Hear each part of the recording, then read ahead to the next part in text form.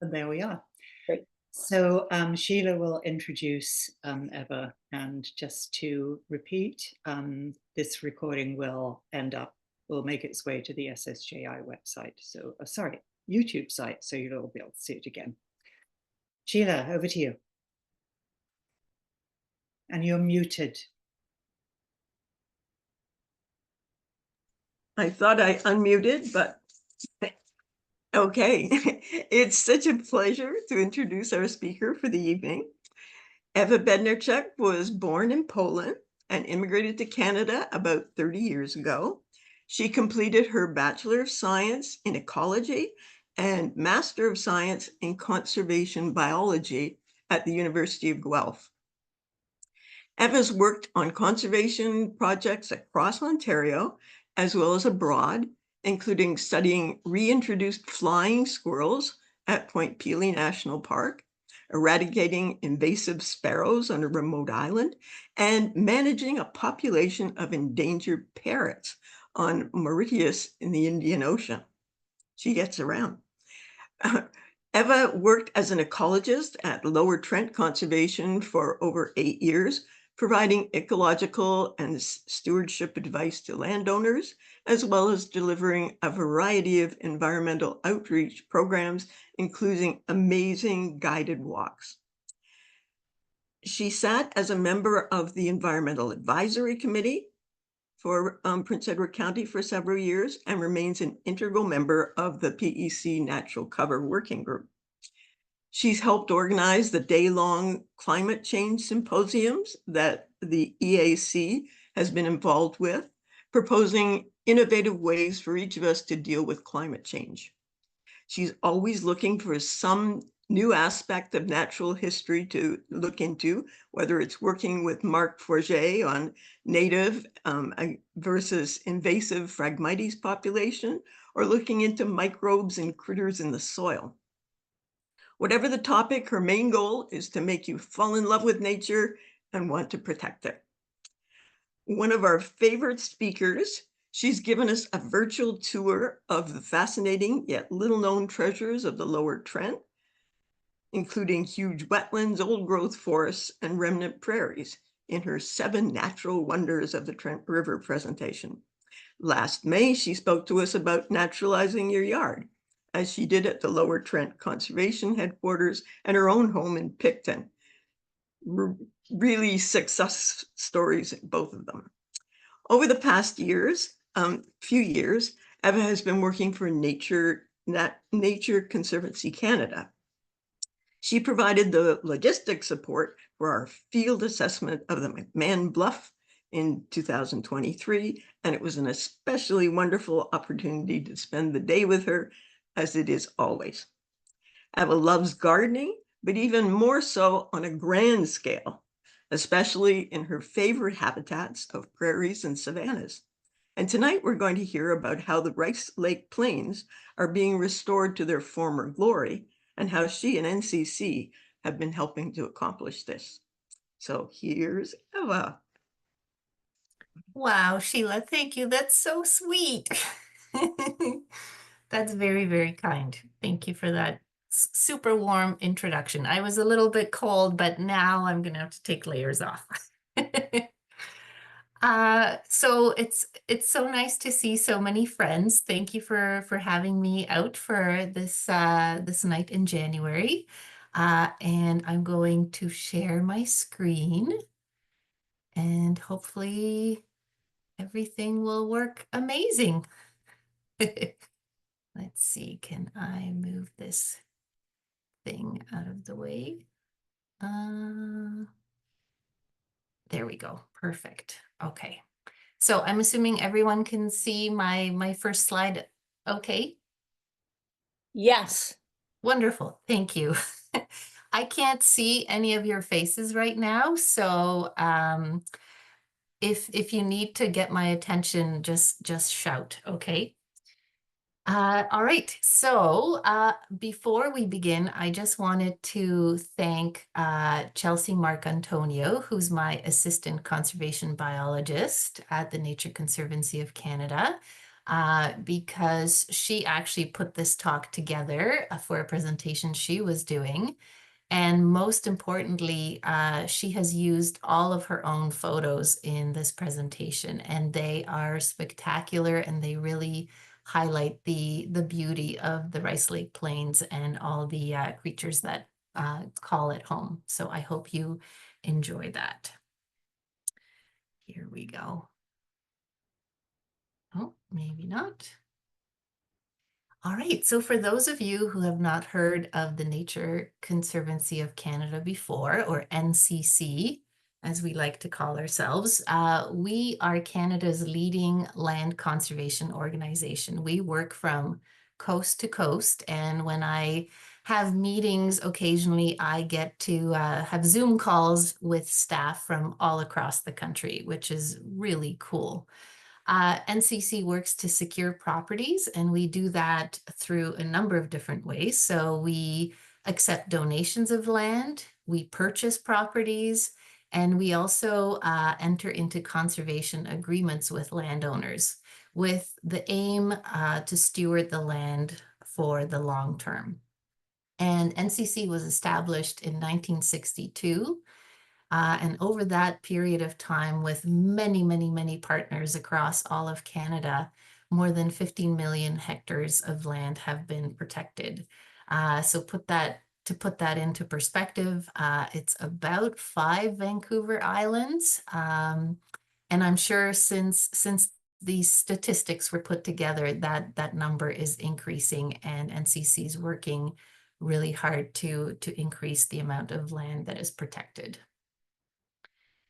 So I am very lucky to work in the Rice Lake Plains natural area. And recently we extended the boundary of the natural area to also include the Lake Iroquois Plain. So it's quite a vast stretch of land, sort of sandwiched between Rice Lake and Lake Ontario, taking up mostly Northumberland County, but also reaching into Quinte West and a little bit of Hastings County. So it's quite a vast and biodiversity rich area. You'll notice on the map there are blobs of different shapes and colors, and they highlight lands that are protected by a variety of different partners. So the purple color, those are First Nations lands. In the Rice Lake Plains, that would be Alderville First Nation.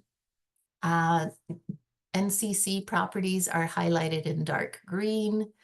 There are provincial parks and conservation reserves in light green. There are the orange ones are conservation authorities. So the Rice Lake Plains happens to fall in the Lower Trent watershed. But there are other conservation authorities who manage and steward property in the Rice Lake Plains as well. Northumberland County Forest has a lot of land holdings.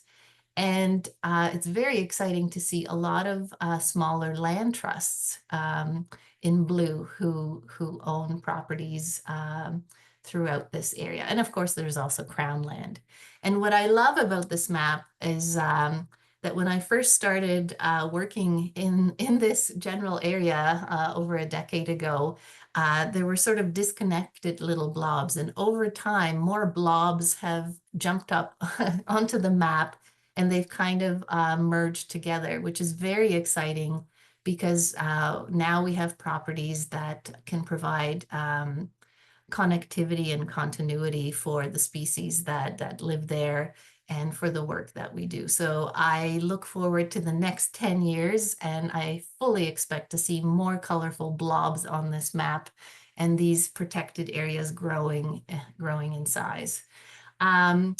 Together with various Rice Lake Plains partners, we have protected about 900 hectares of land in the Rice Lake Plains. It's probably, again, a bit higher than that since that statistic was last calculated. And I should also take the time to point out that the Rice Lake Plains sort of outlined in gray here. I don't know if you guys can see my mouse, my cursor moving, but It follows the Oak Ridges moraine just south of Rice Lake. So that is where most of the NCC properties are located, sort of on that sandy, gravelly ridge of the Oak Ridges moraine. Now, historically, across southern Ontario, tallgrass prairie and savanna habitats would have occurred, you know, in patches, but you would have found them across the area that's shaded on the map there. And it's estimated tallgrass habitats covered about 70,000 hectares, which sounds phenomenally amazing. I wish I was around back then. Because unfortunately today we have less than 3% of that original extent remaining. And on the map, you'll see a lot of red dots. Up here in Northumberland County, we are very lucky to have quite a few of these remnant tallgrass prairie habitat types identified. And I'm not sure if the one to the far east, if that's supposed to be Massaga Point in Prince Edward County, or if it's another site in Hastings County. But this is all that remains. And there are a lot of organizations that are working to restore and hopefully enlarge these remnant sites. Now, why are grasslands and tallgrass prairies important? There are lots of reasons. Here are just a few. Because these are very rare habitats nowadays due to, you know, being converted to agriculture and development. So if we just have 3% of what used to exist, they are home to a lot of unique species. So they support great biodiversity. All those different plant species support a lot of pollinators. The plants themselves improve soil and water quality. They improve groundwater quality. They help to mitigate droughts and floods. And of course, they contribute to climate stability. Now, aren't these photos amazing? These are all of Chelsea's photos. They are just beautiful. I just want to point out that they did not come from the internet. They are a staff member who is so passionate about her work at the Rice Lake Plains. She loves photographing all of these. So the Rice Lake Plains are home to really unique plants and animals. And here we have in the top left is the eastern hognose snake. And these guys are really neat. If you ever get to see one and you kind of startle them, they try to pretend that they're a cobra. They'll flatten their neck and start hissing at you, but really they are terrified and they just want you to go away.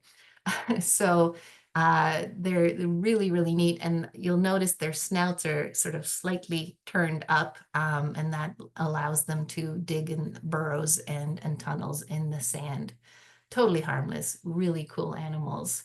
In the middle, we have wild lupin. There are a few populations of wild lupins in the Rice Lake Plains, some remnant, some newly established, which is very exciting.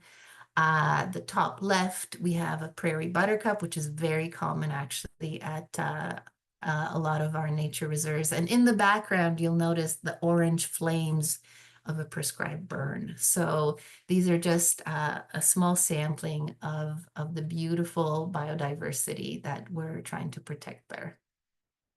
Now, when I talk about tall grass complex, the complex of different habitats that I refer to, I'm talking about 4 different habitat types. So I'm speaking about a sand barren, which is a very open sandy area. Very few plants actually established there.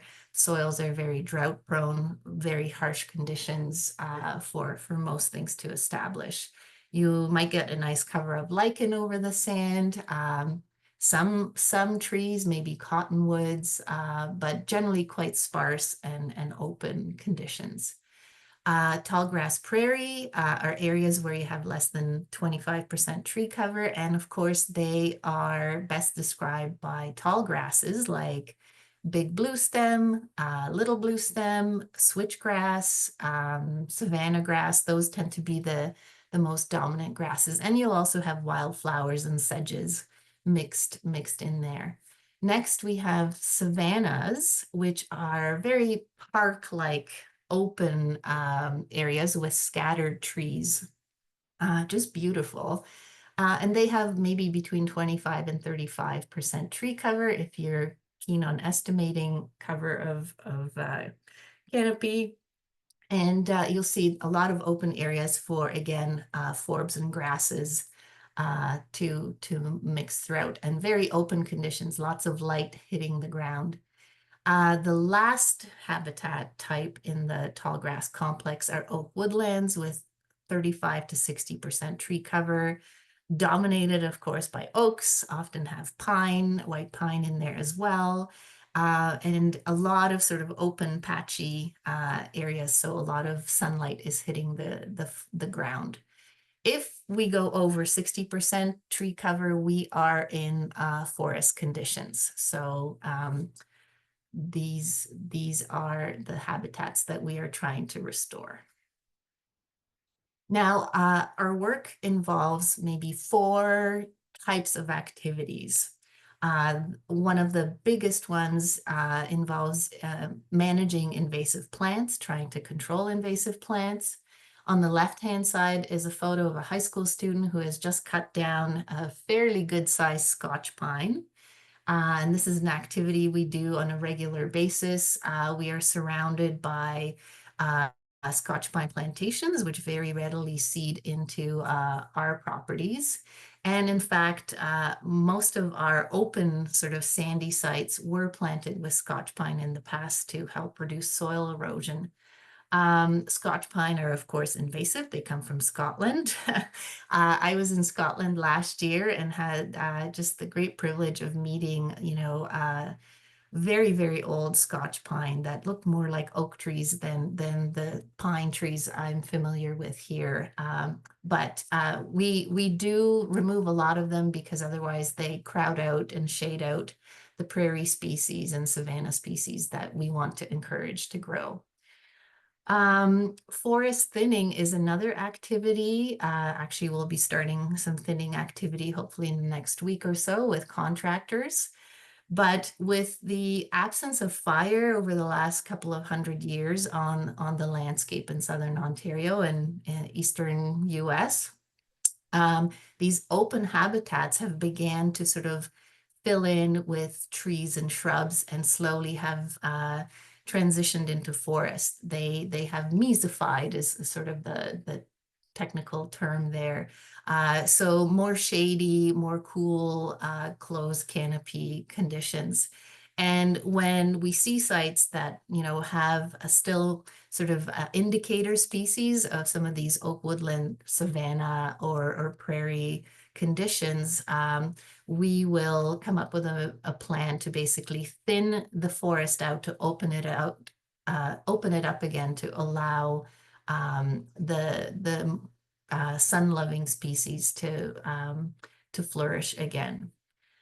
Prescribed burning is another very special tool that we get to use in our stewardship activities. That's the second photo on the left, with a consultant that we work with, who will come up with a plan to conduct prescribed burns in very defined areas with specific goals. So once we, for example, remove invasives and thin out areas that have grown in a bit, we can use fire to help open those areas up again, sort of fighting back small shrubs and plants that don't like fire, are not resistant to fire. So putting a fire through an area here helps to open that up again.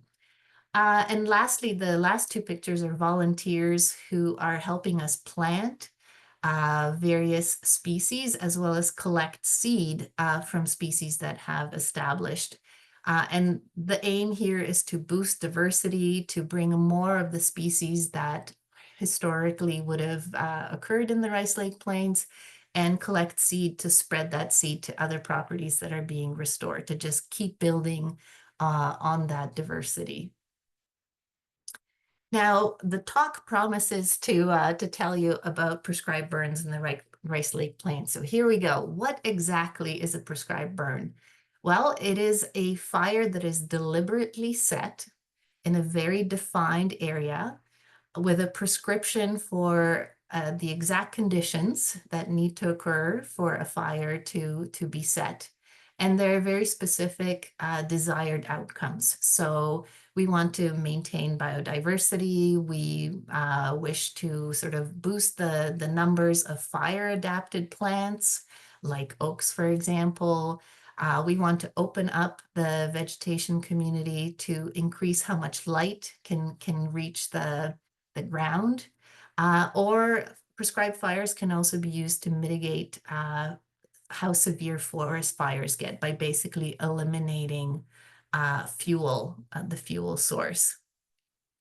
Now, fire, I think historically we have been taught that fire is bad.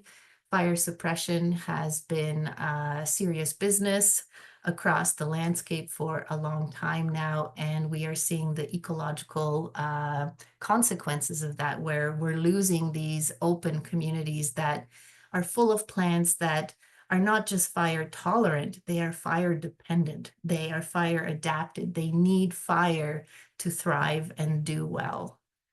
And Indigenous people, especially in the Rice Lake Plains, historically set fires to create conditions for, the plants that they considered food or medicine, to attract prey and to help, sort of mitigate, again, potential wildfires. So fire was a huge sort of factor that shaped the ecology and diversity in the Rice Lake Plains for a long time. And it is absolutely thrilling to be able to be part of bringing fire back to the Rice Lake Plains and using it as it has been for many, many years.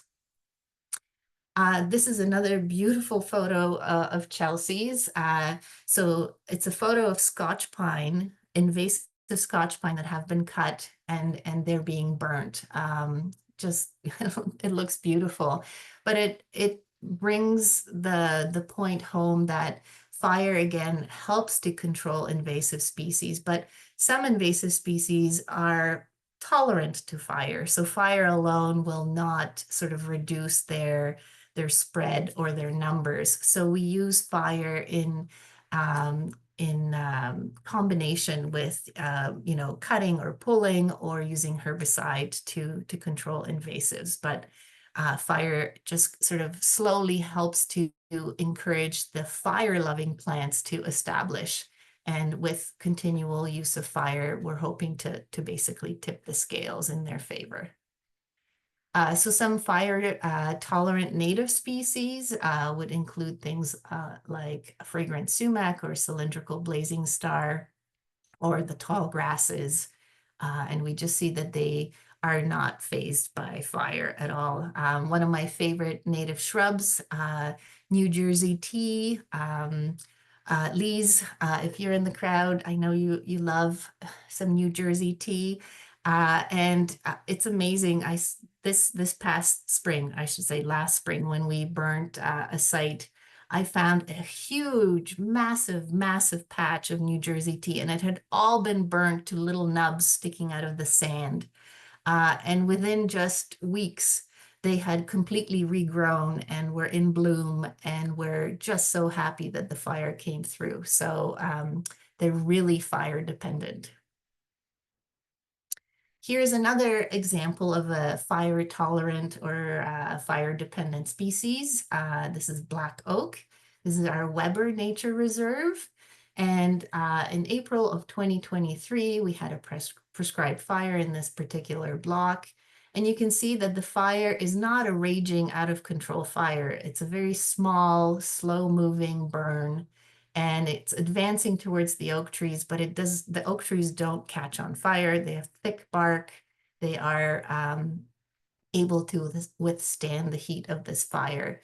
And just 5 months later, same trees, doing great, looking very healthy, and they're surrounded by tall grasses and big swaths of wildflowers and forbs and so on. So really, really great results in the Weber Nature Reserve. Now, another neat thing about prescribed fire is that once the ground is blackened, it of course attracts sunlight. It helps the soil to warm up a little bit faster, and it does help promotes germination of a lot of the seeds in the seed bank. Now, because of a lot of the sites that I would say most of the sites that we work on have an agricultural history. So they were either cultivated for crops or they were grazed by livestock. Their seed banks are quite low, if you will, in native species. So after each burn, we actually take seed that we either purchase or we collect on our properties or the properties of our partners, and we spread that seed just right after the fire with the help of, again, adding more plant diversity to those sites and doing this repeatedly.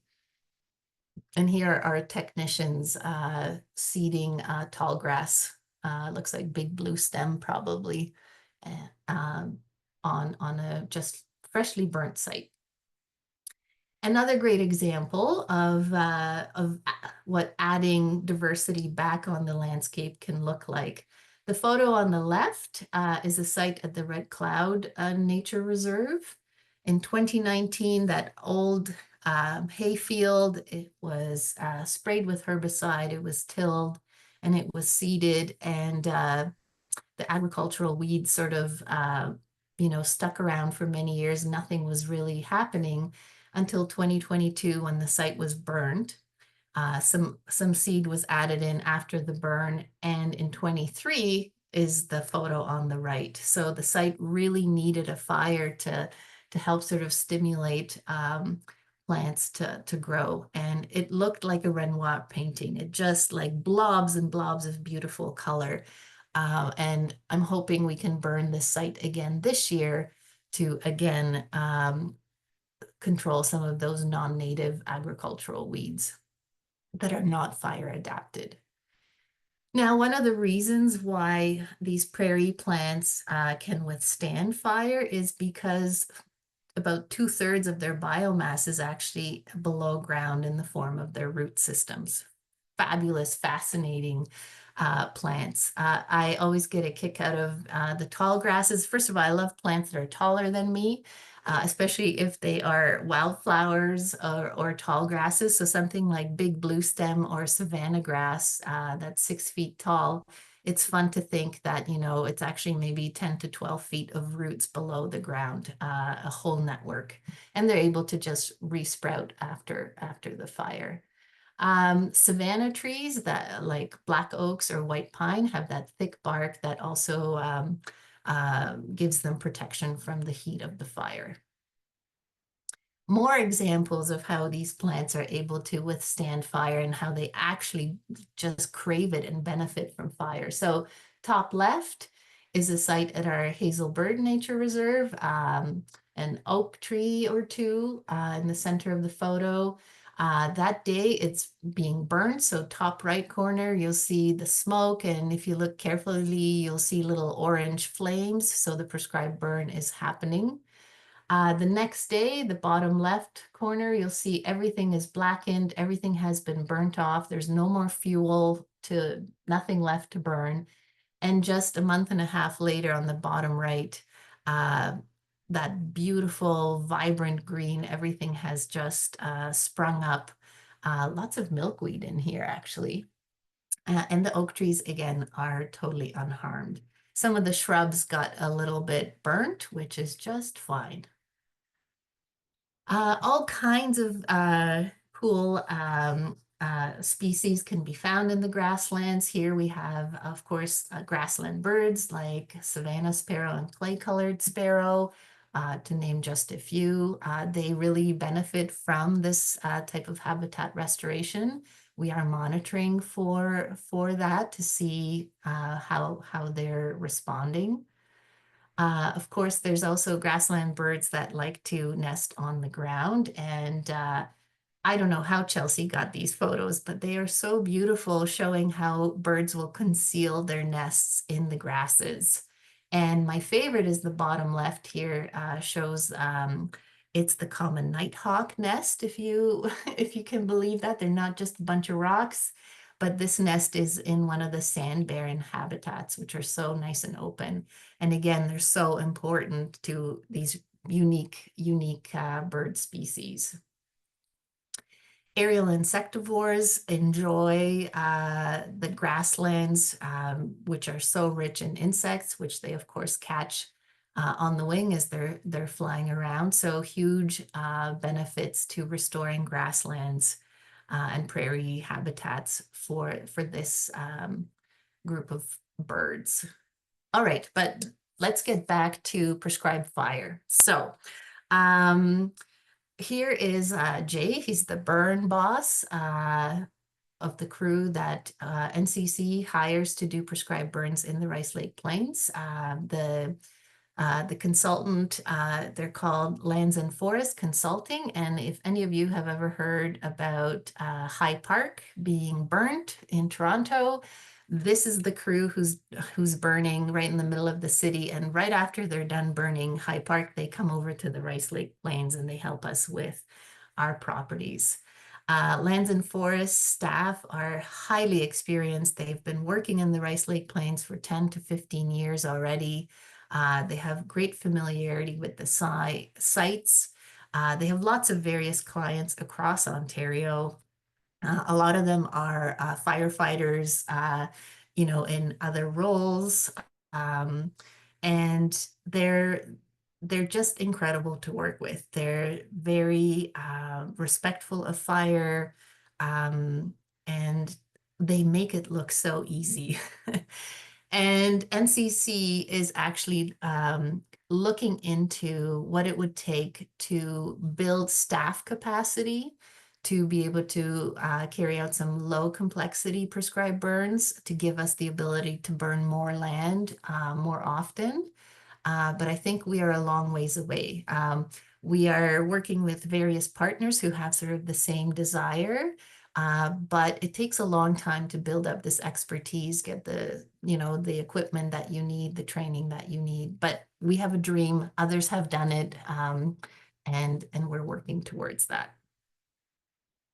Now, we also have to think about the animals that live in the areas that are undergoing a prescribed burn. So mammals like this porcupine can basically outrun the slow moving fire. I remember seeing this little guy in the tree, and once he sort of saw all the commotion, he just came down and casually walked away across the burn break out of harm's way. We will also walk through a site to flush out any reptiles or birds. If there are any known sort of den sites, we can wet them down or just not burn that area to protect animals as much as possible. And of course, who can fly away will fly away. The timing of a prescribed burn is also very important in reducing sort of negative impacts to different fauna. So all of our burns have happened in the early spring, so typically late April, early May. So this is before birds are breeding, and usually reptiles and amphibians are still hibernating, but with changing climate, that is a little bit less predictable. And the other thing that we do is we never burn the same exact site year after year after year. We sometimes can divide a site of the same habitat type into sections and burn a section one year and come back to the other section the next year. Or we sort of rotate it really depends how frequently we use fire at one particular site. It just sort of depends on our goals.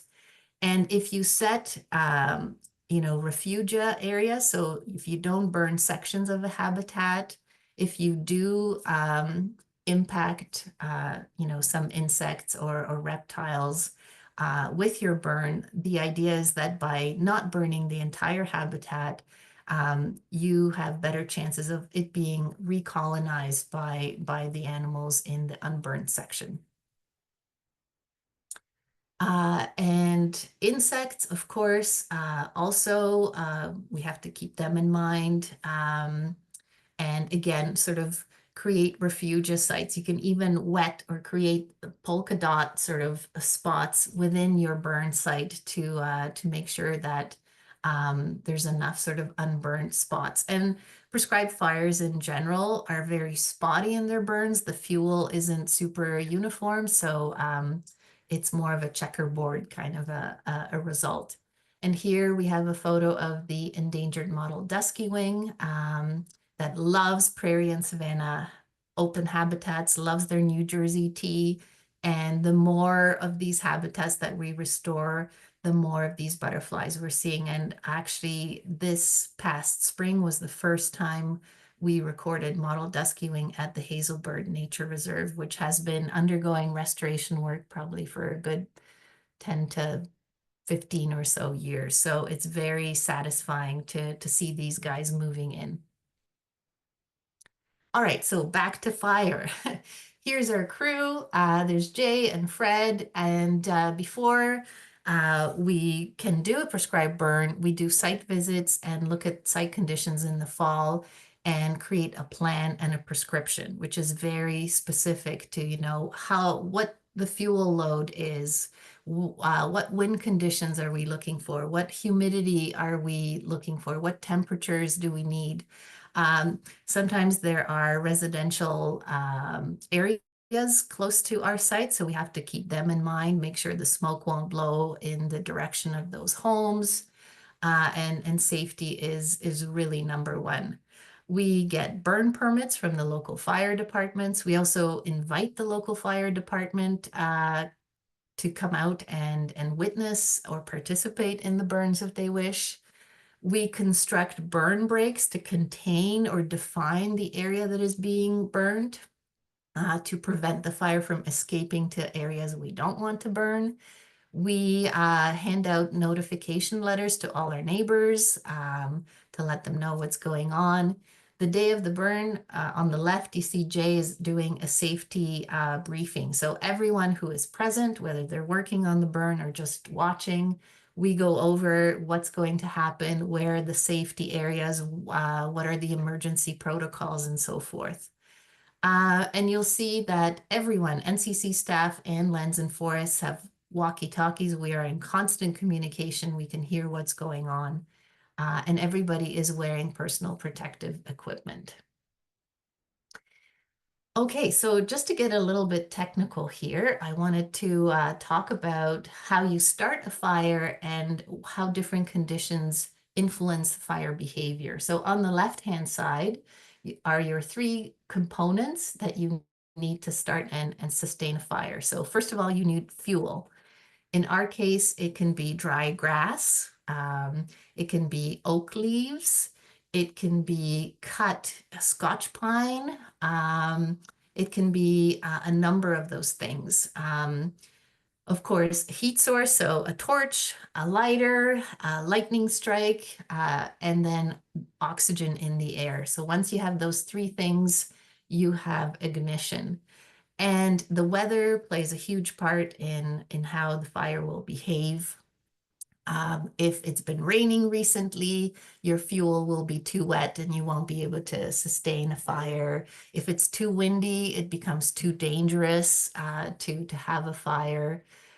Topography, if you're burning on a slope, you have to be very careful. Fire goes up a slope 9 times faster than it does on level ground. So you really need to know what you're doing. And the fuel type. Sometimes there's more fuel than you thought, which will impact the intensity of your burn, or maybe, not enough fuel and you get a very patchy burn and inconsistent burn, or you have to keep reigniting an area. So knowing these things is very important, and each fire is unique. This is just a gorgeous photo of a fire we actually had go into the night. Typically, the fire department does not want us to be burning in the night just for safety reasons. But the case here was the temperatures were too high. It was too hot and too dry during the day. And as the evening was approaching, the relative humidity went up and the temperatures began to drop. And it was safer then to have a slow, consistent fire. And it looked amazing, but I think a lot of people were quite worried about an inferno at night. Now, each person on the burn crew, if you will, has a unique job. So we have the burn boss who basically runs the show. In the middle, here's a photo of someone with a torch, and he's walking and igniting the edge of the burn. The two people on either side of him have either water packs or water tanks, and they are wetting down a fire that's getting too close to the edge or the burn break, or if they see a fire that's just a little bit too big, they'll put it out with water. And the cool thing is, there's the secret. They add something like Dawn dish soap to their water to make the water more sticky. It's not Dawn dish soap, but it's very similar. But it's a requirement by law for them to use this to basically make sure water sticks better than water alone, which I thought was really cool. And here's a prescribed burn in action. I did have a video for you guys, but the link is, I couldn't get it to work before the presentation. So I figure, too bad, we'll just have to look at still images. But you can see on the left-hand side, a strip of land was mowed. And there's a very defined boundary of where the fire starts. Lots of smoke, lots of sort of green material burning, even though this is April, and you'll see small flames, orange flames in the smoke there. Another photo of the aftermath, if you will, beautiful, crisp, sharp edge of the burn block. All the burnt areas are black. All the fuel here is spent. If you tried to burn this black area again, you would not be able to, because there is just no fuel left. Some of the shrubs, probably some raspberries, don't seem too upset by the fire. Some junipers are still smoking, but that is a beautiful, complete burn there. All right, so I wanted to sort of go through the recipe for a prescribed burn so you understand sort of all the layers that are involved. So first of all, we find ourselves in a habitat that sort of looks like a pine savanna of some sort with lots of grass habitat. There's a little sign here, yellow sign on the road to tell cars basically there's a prescribed burn in progress. Please don't call this into the fire department. However, people still do, because if you can't see the sign, you're going to worry when you see smoke. That's okay. On the side of the road, we have a truck with water and long hoses. There's a creek nearby, so they fill up their water tanks and they're ready. They can refill people's water packs, or they have long hoses that can reach into the fire block itself. Now, the fire, I said, is contained in a defined area. So the road has no fuel on it. There's no grass or leaves on there. The creek, generally water does not burn. So that's another nice natural fire break. And then the remaining area, you'll see that there's a burn break, or a perimeter fire break, as they call it here. And you can create one in a number of ways. You can till maybe like a 6 foot, 8 foot wide section to mineral soil. So you basically don't want any dry grass or leaves that are fuel for the fire. You want mineral soil that will not burn and the fire will not jump across. You can mow an area and wet it down with water. I've even seen people using leaf blowers in an oak woodland and basically blowing all the leaves off the ground and removing that fuel. You see people are stationed all around, even across the creek. There's a spotter there in case something happens and fire does jump the creek. They're there ready to put it out. And what happens is if the wind is blowing from the right side to the left side, you always begin by starting a backfire. So you burn into the wind, which makes the fire go very slowly. And once you've burned enough of a buffer area, a nice black area that will not catch on fire again, then you start to light the sides, and you have two different crews sort of working on either side of this block.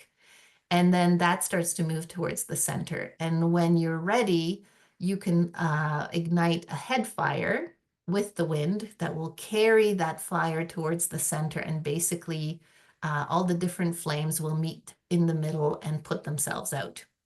And that is how you run a prescribed fire. Sounds really simple, right? Okay, so more examples. Here's Hazel Bird with one of, if you guys don't know who Hazel Bird was, she was a fantastic naturalist in the Rice Lake Plains who put up hundreds of bluebird boxes to save the bluebirds, which she did with the help of lots of neighbors. But we are lucky to have some of her original bluebird boxes. So this tall grass site was burnt in April. I think it was my first week on the job. It was the best way I've ever started a job.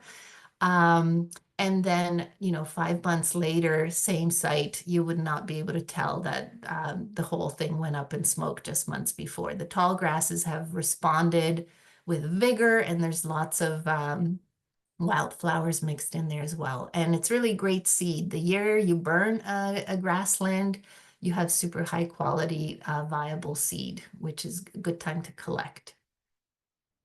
Another quick note about some of the work we're doing. So another shot of Hazel Bird.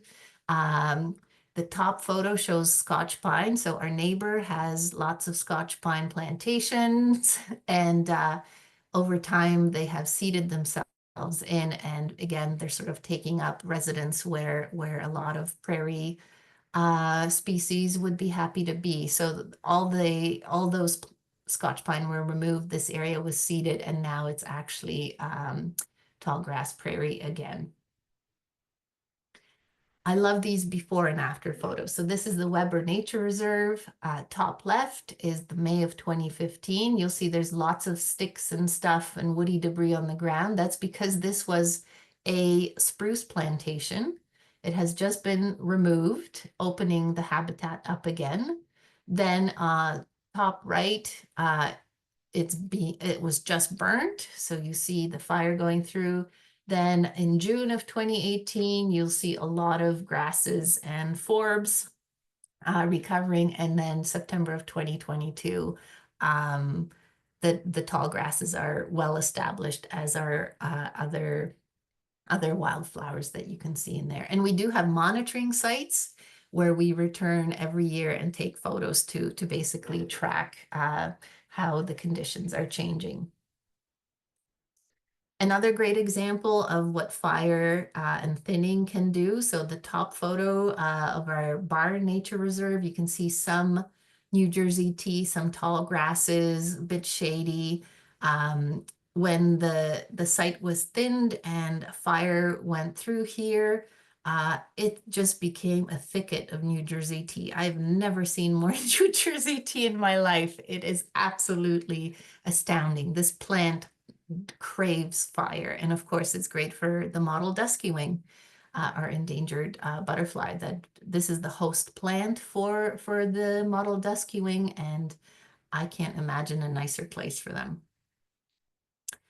Another example of restoration work. So top photo 2013. We used to call this the island, I guess, because it was like a little forest island on the hillside. It was thinned by removing pine, poplar, red maple, things like that, to really open it up and allow the sunlight to reach the ground and stimulate those prairie tallgrass species, if you will. And of course, hognose snakes benefit because they also enjoy those nice sun-kissed basking areas. And I think this might be my last example. This is just unbelievable. Hazel Bird Nature Reserve. This photo, the top photo, is taken during the day. It's on sloped sort of habitat. And after thinning out a lot of pine and leaving oak, it's just night and day. You can see the driveway down below, and you can see how much sun is hitting this slope. We burned this site last year, and it was incredible how native plants really responded. Like, I've never seen a site with more native plant cover. And this particular block at Hazel has been burned probably the most of any site because it's been under restoration the longest. So incredible change. All right, so if you're interested in learning more about restoration of these types of habitats in the Rice Lake Plains, we do have volunteer events. We have Hazel Bird Day in May on Migratory Bird Day. That's coming up. It's more of a celebration and guided tours of Hazel Bird Nature Reserve. We also have Plugs for Prairies, where people help us plant more species, and we have seed collecting events. We have invasive species removal events. So if you're interested, please check out our website, conservationvolunteers.ca, and I think you can sign up sort of for things that you're interested in so you can be notified of when that's happening. And that's it. Thank you. This is the crew after our Plugs for Prairies planting event this October, and we're standing in a baby tall grass site. It used to all be knapweed, invasive knapweed. And over, I don't know, 8 years or so, it's finally starting to turn into tall grass prairie again, which is very just very rewarding, very encouraging.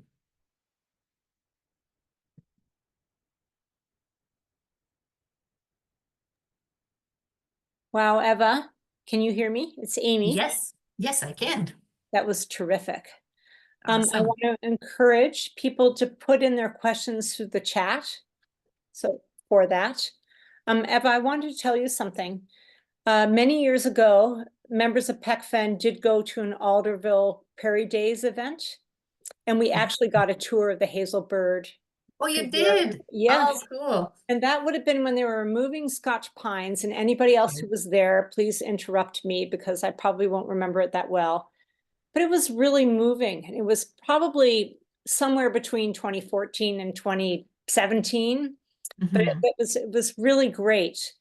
And then later on, I was doing work on trying to do home movies, showing stuff from local home movies, and I done on like Super 8 and regular 8 and 16mm films. And Terry Sprague had a whole cache of films that he had shot. And we showed one reel of his footage at a PECFN meeting of outings that he had done in the 1970s. And some of them had Hazel Bird in them. No way. Oh, And I have to see this. Yeah, and we have a member, Molly Malloy, who remembers her because she led children's events for her. So that was really moving. So I just wanted to tell you that. Oh, So it's that's neat so to hear you special. talk about Hazel Bird and stuff. So that's really great. Thank you. Oh, that's so neat. I love it. Yeah, it's just a terrific talk. So let me go through all of the statements. We left with Teresa and Joe asking about the, okay, this is difficult for me to scroll through it. Why we'd be against the kids' camp. I didn't answer that very well, Teresa and Joe, but John Foster had a comment.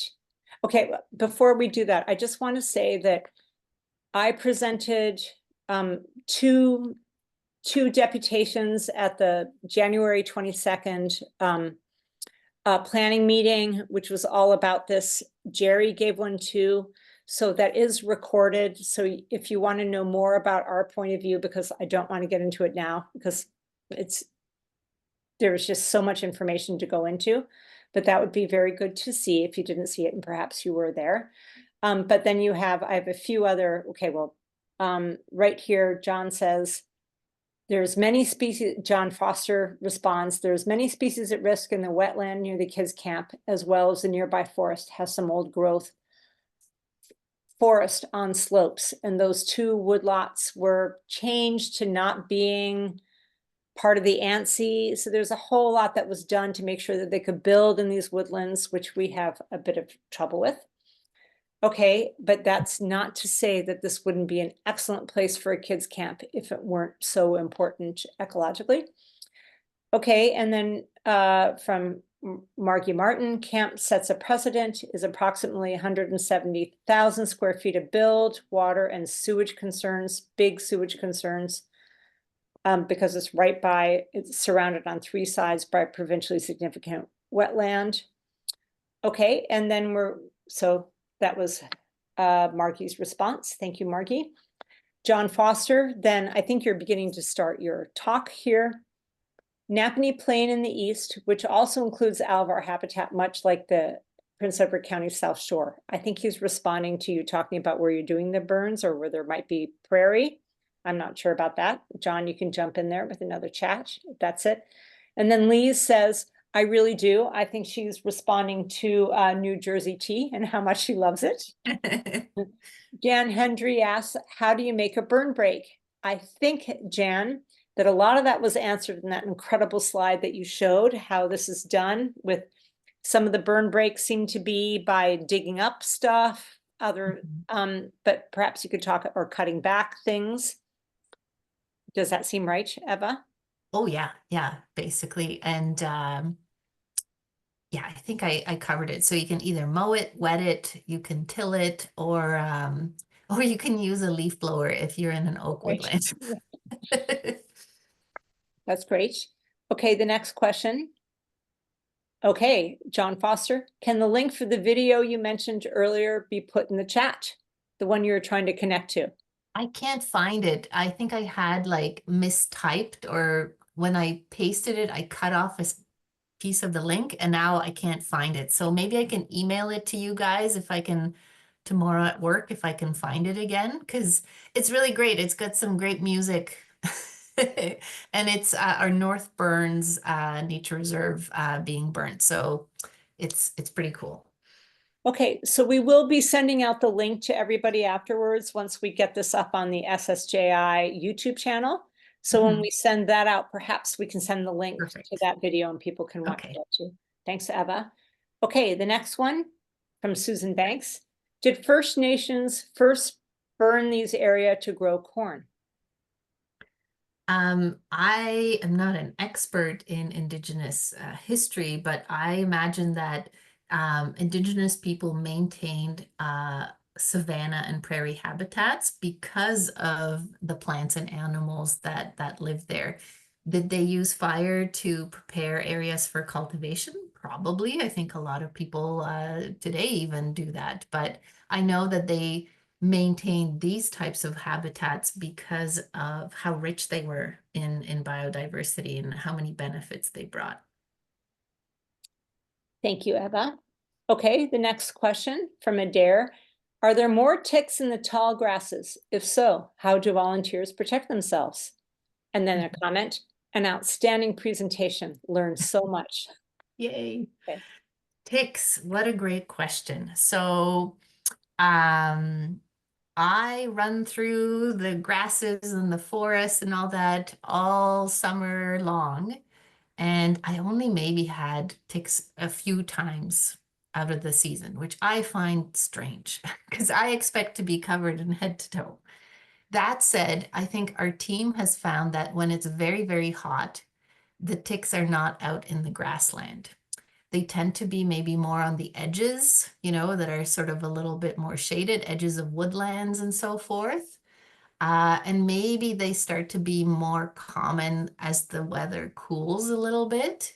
But I take no chances. And every time we have a volunteer event or we have any guests come for a tour, and I hope you guys come for a tour, we sort of take precautions. So someone already mentioned, basically you want to slow down your ticks and prevent entry to all the nice warm moist parts of your body. So you tuck your pants into your socks, your shirt into your pants, your sleeves.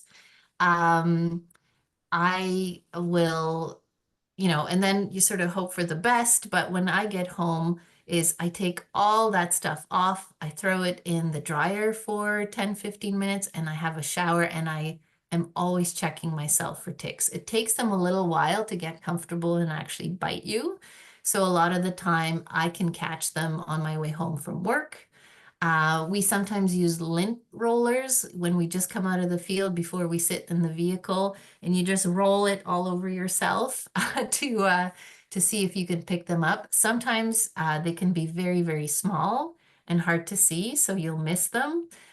So we do recommend after you tuck everything in, you can spray bug repellent with DEET, but I just sort of expect ticks, and I make sure that I check myself every day because, yeah, I don't want to get sick. So, and I love being outside, and I don't want to make it a weird thing. So you just sort of take some precautions, maybe wear light color clothing so you can see the ticks, you know, really easily.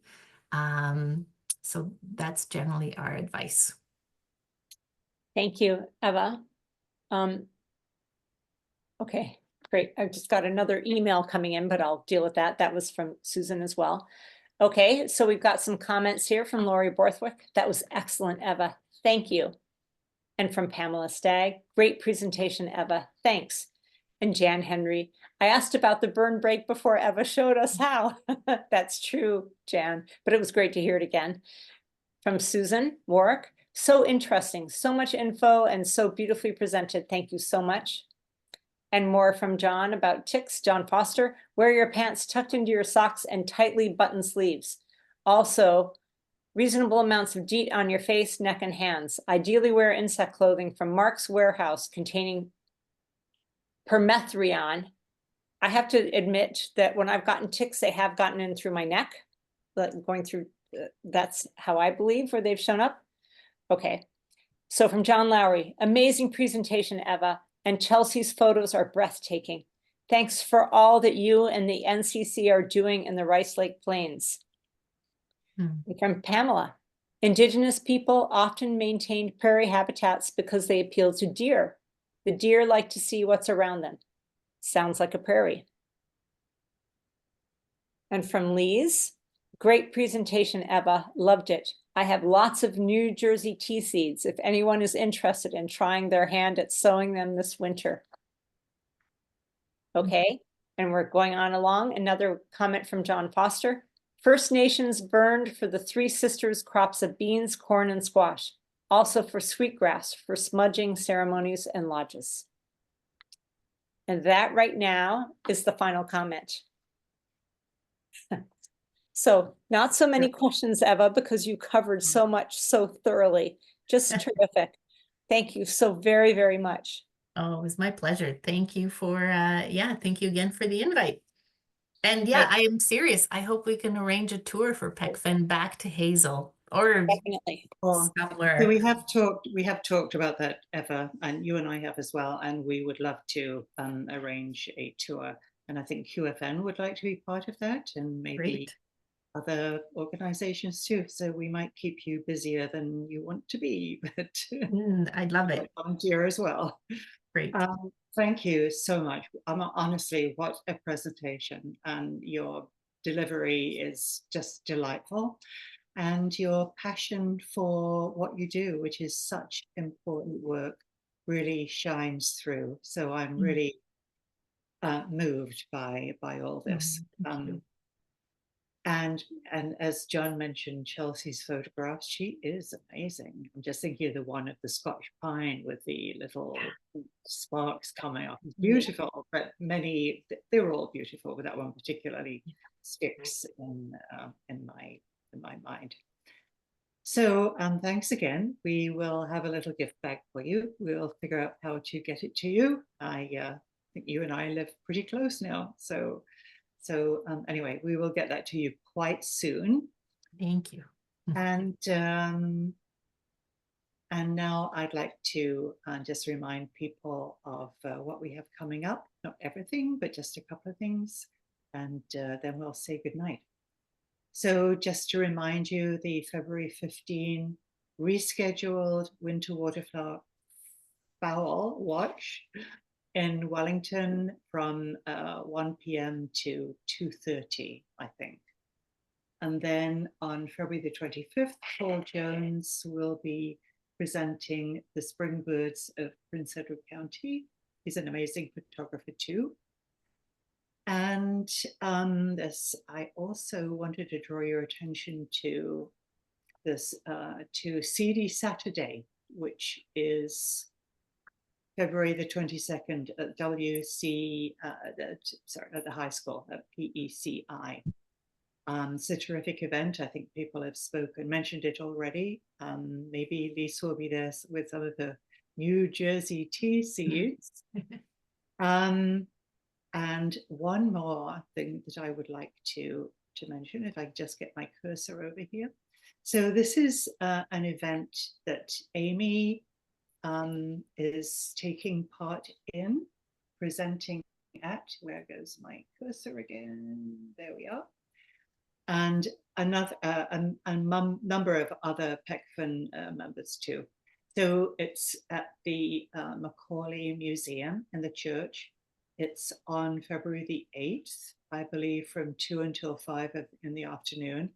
Doors open at 1:30. The name of the event is Lighthouses, a Fishery and a Canal, a Lifetime Upon These Waters, Adventures in Marine County History.